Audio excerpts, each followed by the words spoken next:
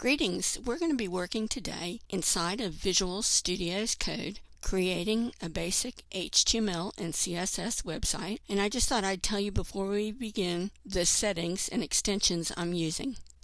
To adjust a setting, we'll click the gear icon in the lower left corner of the Visual Studio Code screen, and then we select Settings.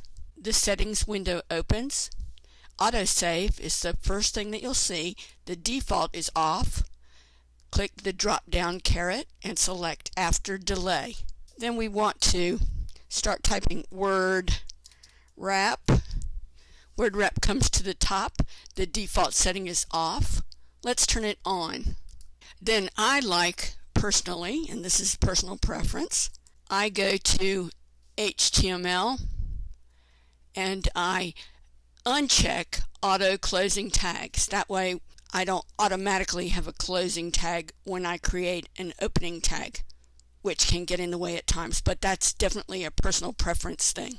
Extensions, I like auto rename tag, beautify, bracket pair colorizer 2, code spell checker, code snap, CSS, peek, open in browser, and prettier. So to add an extension, it's as easy as clicking this 4 square icon. Then we'll go, I'm searching one I already have, open in browser. So then you would just click install. Instead of uninstall, it would be green. And that's how to change your settings and add extensions. So now we're ready to create a website.